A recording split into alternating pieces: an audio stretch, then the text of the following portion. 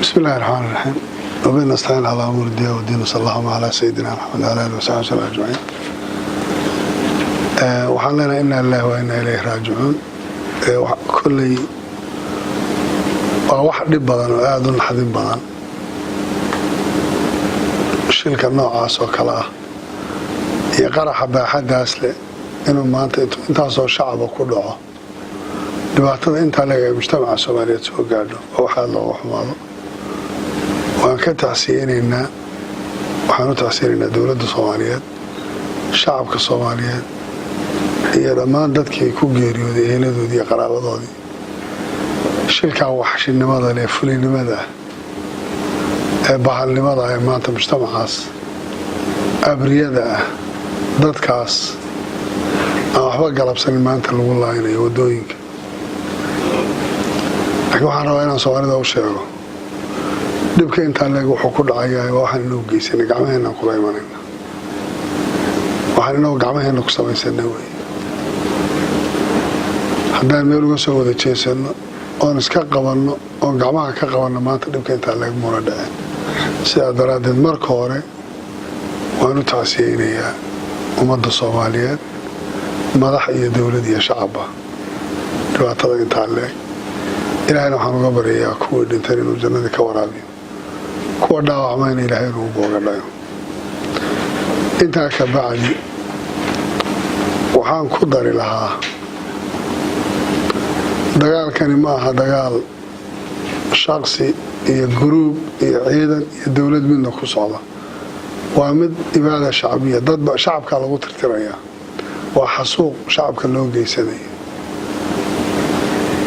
haddaynan garanin waxa aan la dagaalamayna iyo sifadan ula dagaalamaynana waxaan isleeyahay dhib badan iyo mushkilad badan baan la kulmi doonaa. waxaan soo jeedinaya shacabka Soomaaliyeed u soo jeedinaya inay garab istaagaan ciidamada ammaanka inay noqdaan wardoonka dhabta ee jira inay khaladka iyo waxay arkaan iyagu sheegaan inay baabuurka socod xun iyo qofka hulaabta xun ay arkaan iyagu ciidamada amniga u sheegaan. ciidan iyo dowladbana waxaan ku tarin lahaa dowlad xukuumaddana kula tarin lahaa oo dhammaan siyaasiyiinta Soomaalida aan odhan lahaa qolayska badaan ee siyaasadda intii la yareeyo aan amniga u soo jeesano oo amniga wax laga qabto. maxaa la xukumayaa maalin walba hadday boqolaal dhimato oo macna darro ay ku dhimato oo agoonta inugu badato oo maalin walba araamishii iyo dadkaas inuu soo bataanoo maalin walba dhibaatadu taagnaato wax la xukuma lama heli doono. wax lagu xukumi karaa in dadku marka hore ay amni helaan ha la saaro amniga ha la dhiso ciidamada amniga ha laga shaqeeyo ha la isku xidho shacabka iyo amniga oo ciidanka ammaanka iyo shacabku ha wada shaqeeyeen oo ninkani meeluu gala ha waayo. qofka waxaan geysanaya manaxaa maanta qof waliba wuu arkayaa inuuna cidnana u jeedin cidnana u turayn. maanta qof waliba wuu arkayaa inuuna cidna rajo ka lahayn. maanta qof waliba wuu arkayaa inuuna aabbihii iyo hooyadii iyo awowgii iyo macallin iyo dhakhtar iyo sheekh iyo shariiftoona inuuna badbaadinin. intaasoo dhan marka inaan miisaanka saaraala looga baahan yahay. aad baan shacabka ugu celcelinayaa inay ciidamada amniga garab istaagaan kala shaqeeyaan xogta siiyaan waxay ka shakiyaan maanta inay dadka u sheegaan ciidankana waxaan leeyahay waxaad u dhimanaysaan waa shacabkiinne shaqadiina labanlaaba. xukuumaddana waxaan rabaa inaan kula taliyo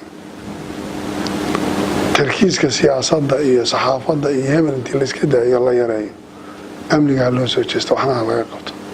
dhaqaalaha waxa kaloo dhan ku baxayana intii la dhimo amniga ha la dhiso biyo sacbadaada looga dhargaa. maanta ciidamo kale iyo cid kale toona xukuma qaban karaysa annaga waxaan qabsan karnaa aan qabsano. mar labaad waxaan leeyahay inna lillahi wa inna ilayhi raaji'uun. ilaahay dadkaasna ha u naxariisto kulligeena samir weyn allah inaga siiyo. asalaamu calaykum waraxmatullahi wabarakatuh.